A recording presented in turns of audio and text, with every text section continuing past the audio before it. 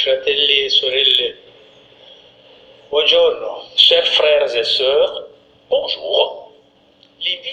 L'invitation à la joie est caractéristique du temps de l'Avent. L'attente, la naissance de Jésus que nous vivons est joyeuse. Un peu comme lorsque nous attendons la visite d'une personne que nous aimons beaucoup. Par exemple, un grand ami que nous n'avons pas vu depuis longtemps. Un proche, nous sommes dans une attente joyeuse. Et cette dimension de la joie émerge surtout aujourd'hui. Troisième dimanche qui s'ouvre avec l'exhortation de Saint Paul. Soyez toujours dans la joie du Seigneur. Soyez dans la joie chrétienne. Et quelle est la raison de cette joie? Le Seigneur est proche. Plus le Seigneur est proche de nous, plus nous sommes dans la joie. Plus il est distant, plus nous sommes dans la tristesse. C'est une règle pour les chrétiens. Autrefois, un philosophe disait plus ou moins la même chose. Je ne comprends pas. Je ne comprends pas comment on peut croire aujourd'hui, puisque ceux qui disent de croire ont un visage triste, presque funèbre, ne donnent pas témoignage de la joie de la résurrection du Christ. Et tant de chrétiens avec ce visage de funèbre, un visage de tristesse.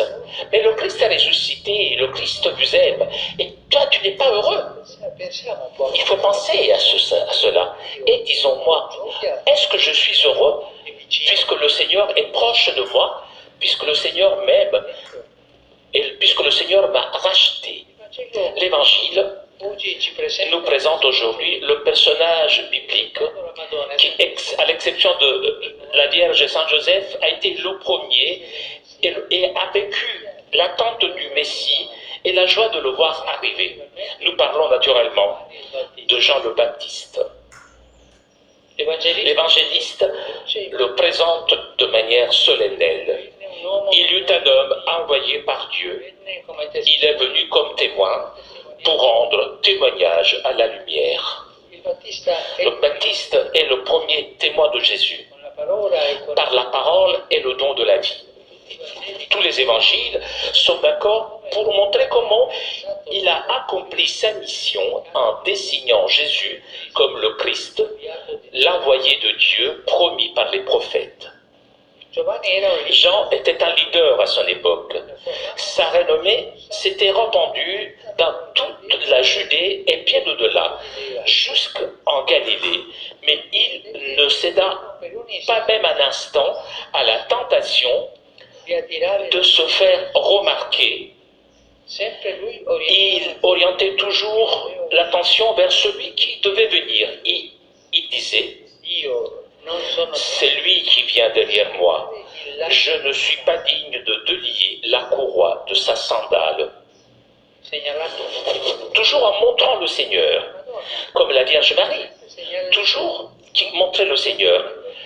Faites ce qu'il vous dira. Toujours le Seigneur au centre. Les saints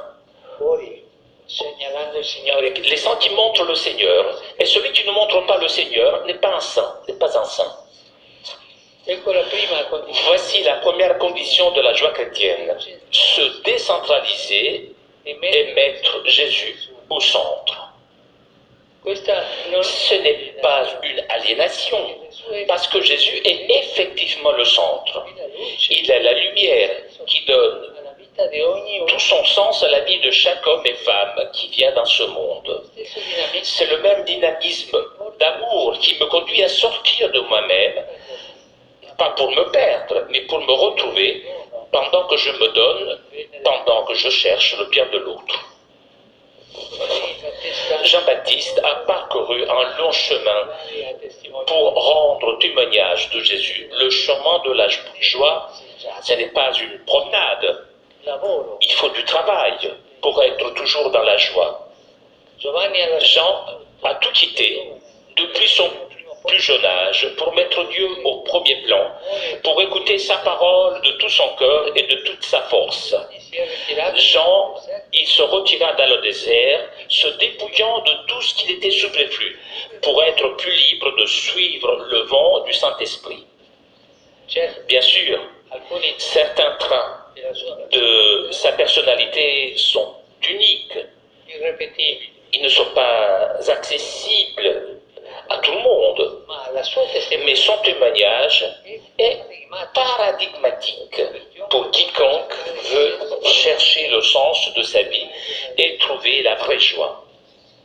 En particulier, le baptiste est un modèle pour tous ceux qui, dans l'Église, sont appelés à proclamer le Christ aux autres. Ils ne peuvent le faire que par détachement d'eux-mêmes et de la mondanité, non pas en attirant les gens vers eux-mêmes, mais en les dirigeant vers Jésus. La joie est celle-là, orientée vers Jésus. C'est la joie, doit être la caractéristique de notre foi. Même dans les moments les plus difficiles, une joie antérieure, savoir que le Seigneur est avec nous, que le Seigneur est ressuscité. Le Seigneur, voilà le centre de notre vie. Et c'est le centre de notre joie. Réfléchissez bien aujourd'hui. Comment je me comporte? Suis-je une personne joyeuse, heureuse, capable de transmettre la joie d'être chrétien?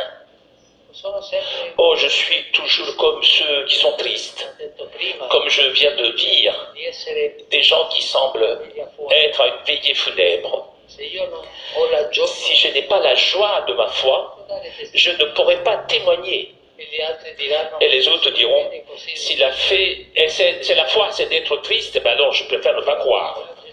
En priant l'Angélus, nous voyons tout cela pleinement réalisé dans la Vierge Marie. Elle a entendu en silence la parole de salut de Dieu. Il l'a écoutée, il l'a acceptée, il l'a conçue. En elle, Dieu est devenu proche. Pour cette raison, l'Église appelle Marie la raison de notre joie. Ave Maria, grazia plena, Dominus tecum, benedicta tui mulieribus, et benedictus fructus ventris tui, Iesus. Sancta Maria, Mater Dei, ora pro nobis peccatoribus, nunc et in hora mortis nostre. Amen. Ecce ancilla Domini. Fiat mi secundum verbum. Ave Maria, grazia plena, Dominus tecum, benedicta tui mulieribus, et benedictus fructus ventris tui, Iesus. Sancta Maria, Mater Dei, ora pro nobis peccatoribus, nunc et in hora mortis nostre. Amen. Et verbum caro factum est, et habitavit in nobis. Ave Maria, grazia plena, Dominus tecum, benedicta tui mulieribus, et benedictus fructus ventris tui, Iesus. Sancta Maria, Mater Dei, ora pro nobis peccatoribus, nunc et in hora mortis nostre. Amen. Ora pro nobis, Santa Dei Genitrix, ut digni efficiamur promissionibus Christi. Gratia Tua, quae sumo Domine, mentibus nostris infunde, che angelo annunziate, Christi Fili Tui, incarnazione coniovium, per passione meius et crucem, a resurrezione gloria perducamur, per Christum Dominum nostrum. Amen. Gloria Patri et Filio et Spiritui Sancto. Sicut erat in principio et nunc et semper et in saecula saeculorum. Amen. Gloria Patri et Filio et Spiritui Sancto. Sicut erat in principio et nunc et semper et in saecula saeculorum. Amen. Gloria Patri et Filio et Spiritui Sancto. Sicut erat in principio et nunc et semper et in saecula saeculorum. Amen. Pro fidelibus defuntis, requiem aeternam dona Dei Domine. Lux et luce Deus. Requiescat in pace. Amen. Sit nomen Domini benedictum. Ex hoc nunc et usque in saecula. Aiuterium nostrum in nomine Domini. Qui fecit caelum et terra. Graças a Deus. Benedicat vos, omnipotens Deus, Pater, et Filius, et Spiritus Sanctus. Espírito Santo. Amen. Isso. Você conclui, Cari fratelli e sorelle, Chers frères et sœurs, saluto tutti voi je vous salue vous tous, romani e pellegrini. pèlerins venus de Rome In modo speciale et pèlerins venus du monde entier, et plus particulièrement, je salue le groupe venu pour représenter les enfants de Rome in occasione à l'occasion de la bénédiction des figurines. appuntamento Rendez-vous organisé par le Centre des oratoires de Rome. Siete qui Cette année, vous êtes pas nombreux à cause de la pandémie, mais je sais que tant d'enfants sont rassemblés dans les oratoires et chez eux et qui nous suivent grâce aux médias. a ciascuno À chacun, j'adresse mes salutations et je bénis les figurines qui seront placées dans la clèche, signe d'espérance et de joie. silenzio facciamo la benedizione En silence, bénissons donc ces figurines. del Figlio e dello Spirito Santo. Amen. Quando pregherete Lorsque vous prierez chez vous, devant la crèche, avec vos proches, laissez-vous attirer par la tendresse de l'enfant Jésus, né pauvre, fragile, parmi nous, pour nous donner son amour. a tutti À vous tous, auguro je souhaite un bon dimanche. non dimenticate N'oubliez pas de la joie, n'oubliez pas la joie. Le chrétien est heureux dans son cœur, même dans les moments les plus difficiles. Il est heureux parce qu'il est proche de Jésus. C'est lui ci dà la qui gioia. nous donne cette joie. Non dimenticate N'oubliez pas, s'il vous plaît, de prier pour moi. buon pranzo. Bon déjeuner et arrivederci. Au revoir. Chers amis, nous arrivons à la conclusion de notre liaison avec Rome. Je vous souhaite un très bon dimanche et à très bientôt sur KTO.